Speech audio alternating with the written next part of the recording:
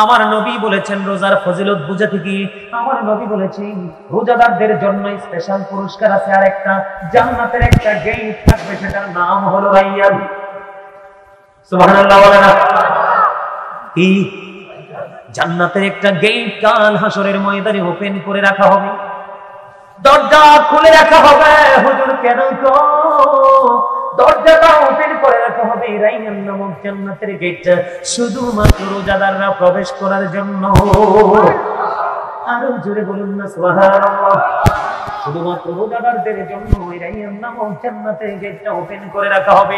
রোজাদার বন্ধু জান্নাতের এই গেট ওভারটেক করবে, আল্লাহ রাব্বুল আলামিন এই গেট আবার বন্ধ করে দিবে। আমাদের মধ্যে ইফতারি, আমাদের মধ্যে কিন্তু অনেক মানুষ কিন্তু রোজা রেখে ইফতারি করে অসুস্থ হয়ে যায়। অসুস্থ হয় কি হয় না? আরো জোরে বলেন। অসুস্থ হয় কেন হয় জানেন? আল্লাহ রাসূলের আদর্শকে সে কি করলো না, অন্তরে ধারণ করলো না, সেই কারণে সে অসুস্থ হয়ে যায়। আল্লাহ রাসূল বলেছেন তোমরা খেজুর দিয়ে ইফতারি করো। কি দিয়ে? এবং জাস্ট টাইম ইফতারি করো, তাহলে আল্লাহর রহমত তোমাদের উপর কি বর্ষিত হবে। আর বড় হুজুর তৌফিক নাই, আজকে আমার পিচ্চিটা আরিফ বলতেছে খেজুর কিনতে গেছি। কি কিনতে গেছি? খেজুর কিনতে গেছি। 1 কেজি চাইছে কত রে? 1 কেজি বলে চাইছে 1200। কমছে বাংলাদেশের কয়জন মানুষ 1200 টাকা দিয়ে খেজুর কিনতে পারবে? আচ্ছা যাক, এটা গেল। এরপরে নরমাল চাইছিস কত? নরমাল দেয়া চাইছে একেবারে নরমাল, এটা নাকি 600 টাকা। বন্ধুরে আমার, আপনারা মনে প্রাণে নবী জানিয়ে দিয়েছেন তোমরা খেজুর দিয়ে ইফতারি করো।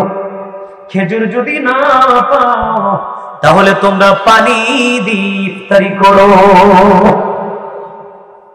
আমরা যখন রাসূলের এই কন্ডিশনটা মানবো তাহলে কিন্তু আমাদের মধ্যে কোনো অস্বস্তি থাকবে কি? আমাদের মধ্যে কোনো ঝামেলা থাকবে? শারীরিক কোনো ধরনের কোনো সমস্যা আমাদেরকে ভোগ করতে হবে? আমি আপনাদেরকে কি বলছি বুঝতে পারছেন? এই ওনারা কি বললেন?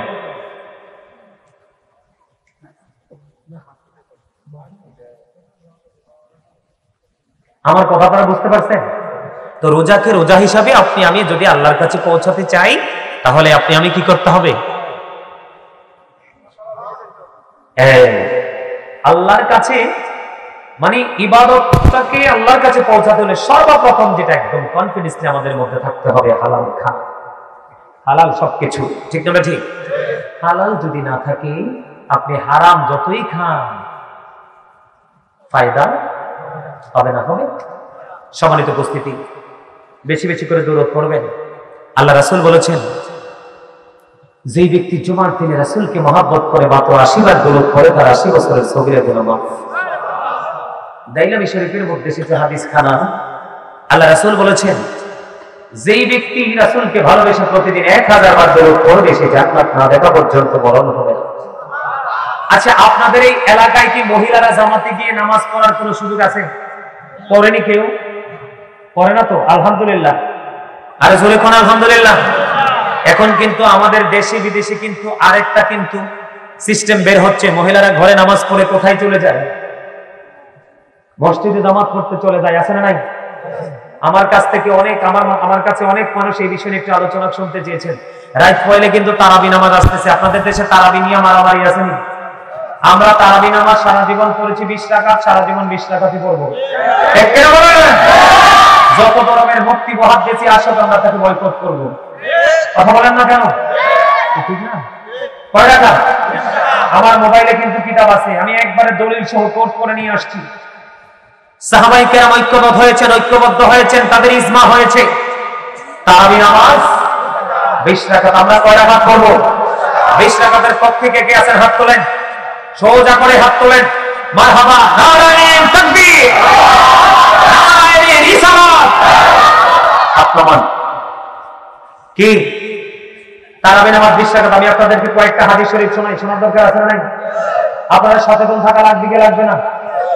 বন্ধুরে আমার, উম্মে সালামা রাদিয়াল্লাহু তাআলা আনহা থেকে বর্ণিত, তিনি বলে দিয়েছেন আপনার আমার প্রাণের নবী জানিয়ে দিয়েছেন মহিলাদের সর্বোত্তম মসজিদ হলো তাদের ঘর। কি কি হ্যাঁ কথা থাকলে বলেন, কথা বলেন। এই যে একটু আগে গ্রুপ আসলো, এখন আপনি আসতেন আবার বলেন না না, তাহলে স্টেজে আসা দরকারটা কি? আমরা যারা আলোচক এটা আমাদেরকে যথেষ্ট ব্যাঘাত ঘটায়, ঠিক কিনা বলেন? আমরা চিন্তা করি তার কোনো প্রস্তাব থাকতে পারে, ঠিক কিনা বলেন? এদিক দিয়ে যখন আসে আমরা চিন্তা করি তারও কোনো প্রস্তাব থাকতে পারে, তখন আমরা আলোচনাটাকে গুটিয়ে তাদের প্রস্তাব গ্রহণ করার জন্য আমরা অ্যাক্টিভ থাকি। আমি আপনাদের এলাকায় নাই শুনে কিন্তু খুশি হয়েছি। আরো বেশি যেন আপনারা স্ট্রং থাকতে পারেন, আপনাদের মেয়েরা আপনাদের বিবিরা যেন ঘর ছেড়ে যেন বাইরে তারাবির অজুহাতে যেন বের হতে না পারে, এটা আপনাদেরকে আরেকটু সিগন্যাল দেওয়ার জন্য এই জায়গাটা নিয়ে আমি একটু আলোচনা করতে চাই। আপনারা কি আমার আলোচনাটা নেবেন? একটু জানার দরকার, বিশেষ করে যুবক ভাই তোমাদেরকে বলছি, কারণ এখনকার কিন্তু একটা সম্প্রদায় বের হচ্ছে, তারা যুবকদেরকে টার্গেট করে করে গায়েল করে তাদের ঘরে নারীদেরকে বের করে, অথচ আল্লাহ কোরআনে বলতেছে ওয়াকরনা ফি বুয়ুতিকুন্না ওয়ালা তাবাররাজনা তাবাররুজাল জাহিলিয়াতিল উলা। আসেনি রে? আল্লাহ রাব্বুল আলামিন বলতেছে মহিলাদেরকে ওই জাহিলি যুগের নারীদের মতো তোমরা তোমাদের রূপ অন্য কোন বেগানা পুরুষের সামনে প্রদর্শন করো না, তোমরা তোমাদের ঘরের মধ্যেই থাকো। বলেছেন কে? কথা কয় না? জাহিলি যুগের নারীদের মতো তোমরা ঘর থেকে বের হইও না। অন্য হাদিসের মধ্যে আল্লাহ রাসূল বলেছেন যখন নারীরা ঘর থেকে বের হয় তখন শয়তান তাদেরকে দেখলে উকি ঝুঁকি দেয়। নাউজুবিল্লাহ বলবেন না? মনে রাখবেন, নারীদেরকে শয়তান রশি হিসাবে ব্যবহার করে পুরুষকে ঘায়েল করার জন্য। পৃথিবীর বুকে নারীর ছলনায় পড়ে পুরুষদের চরিত্র হরণ হয়ে যায়, ঠিক কিনা বলেন? আল্লাহর হাবিব সরকারে মদিনা তিনি জানিয়ে দিয়েছেন উম্মে সালামা রাদিয়াল্লাহু তাআলা আনহা থেকে হাদিস বর্ণিত। হাদিস খানে এসেছে বন্ধু বুখারী এবং মুসলিম শরীফের মধ্যে, মহিলাদের সর্বোত্তম মসজিদ হলো তার ঘরের অভ্যন্তর। তার মানে ঘরের বারান্দাও না, হাদিস শরীফের মূল ভাষা বুঝতে হবে, তার ঘরের অভ্যন্তরটা হলো মহিলাদের জন্য সবচেয়ে বড় মসজিদ। আব্দুল্লাহ ইবনে মাসউদ রাদিয়াল্লাহু তাআলা আনহু থেকে হাদিস কানা বর্ণিত। বন্ধুরে আমার, রাসূল বলে দিয়েছেন তিনি বন্ধু আব্দুল্লাহ ইবনে মাসউদ রাদিয়াল্লাহু তাআলা আনহু তিনি যখন ওনার জামানায় দেখেছেন মসজিদের মধ্যে মহিলারা জুমার নামাজ পড়তে এসেছে, তিনি সঙ্গে সঙ্গে তাদেরকে মসজিদ থেকে বের করে দিয়েছে। কেন গো বের করে দিল? কারণ মহিলাদের জন্য জুমার নামাজ ওয়াজিব নয়, তাদের জন্য ঈদের জামাত ওয়াজিব নয়। কথা কম না কেন? আর জোরে বলেন না। যেহেতু তাদের জন্য জুমার নামাজের মতো বড় নামাজ তাদের জন্য ওয়াজিব নয়, ঈদের নামাজের জামাত যেহেতু তাদের জন্য ওয়াজিব নয়, তাহলে তাদের ঘর থেকে বের হওয়া উচিত নয়, ঠিক না? বন্ধুরে আমার, আপনার আমার প্রাণের নবী তিনি বলেছেন, আমাদেরকে নবীজি জানিয়ে গেছে যে একটা সময় পৃথিবীতে ফিতনা আসবে, এটা আমরা সবাই আল্লাহ রাসূল জানতেন। এই জন্য আমাদেরকে রাসূল জানিয়ে গেছেন। আমার দিকে তাকান, আল্লাহ রাসূল বলে দিয়েছে আমি আমার উম্মত পুরুষদের জন্য, কার জন্য? আমি আমার উম্মত পুরুষদের জন্য নারীদের মতো এত বড় বিপদ, এত বড় বিপর্যয় আর কিছুই রাখা যায় না। ও নাউজুবিল্লাহ বলেন না কেন? আপনারা কি মন দিয়ে আমার কথাগুলো বুঝেন না? আল্লাহ রাসূল বলেছেন বন্ধু যে রাসূল চলে যাওয়ার পরে আমাদের মধ্যে উম্মতের মধ্যে পুরুষ আছে না? আমরা আছি না? আজ থেকে প্রায় ১৫০০ বছর আগে নবী চলে গেছেন, এই ১৫০০ বছর পরে অথবা ১৪৫০ বছর পরে আমরা কি উম্মতি মুসলমান আছি না নাই? পুরুষ আছি না নাই? এই জন্য নবীজি বলে গেছেন যে আমি আমার উম্মত পুরুষের জন্য নারীদের মতো এত বড় বিপদ, নারীদের মতো এত বড় বিপর্যয়, নারীদের মতো এত বড় ফিতনার কিছুই রেখে যায়নি। পৃথিবীর মধ্যে পুরুষের জন্য যত ফিতনা আছে এর মধ্যে ভয়ঙ্কর ফিতনা হলো বন্ধু মহিলা। মনে রাখবেন, যে মহিলা ঘর থেকে বের হয় এটা আর মহিলা থাকে না।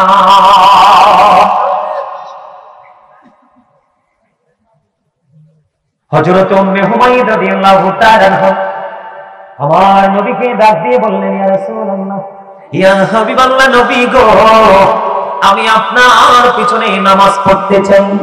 বুঝলেন? অত্যন্ত অত্যন্ত সূক্ষ্ম একটা হাদিস শরীফ দেখেন। নবীজিকে বলতেছেন আমি আপনার পিছনে নামাজ পড়তে চাই। নবীজি বললেন আমিও জানি তুমি যে আমার পিছনে নামাজ পড়তে চাও, কিন্তু তোমার আমার পিছে নামাজ পড়ার চাইতে তোমার ঘরের অভ্যন্তরের নামাজ তোমার জন্য অনেক উত্তম। আপনি বলেন, এবার আপনারা যুবক ভাইরা আমাকে বলেন, আপনারা চাইলেই যে আমার পিচ্চির কাছে আমি মোবাইলটা দিছি, আপনারা চাইলে আমি রেফারেন্স দলিল আপনাদেরকে দেখাতে পারবো। আপনাদের যদি সন্দেহ থাকে আপনারা বলেন আমার রাসূলের পরে পৃথিবীতে এই যুগে যুগে যত মানুষ আসছে রাসূলের চাইতে সম্মানী আর কেউ আছে না? কথা বলেন আছে?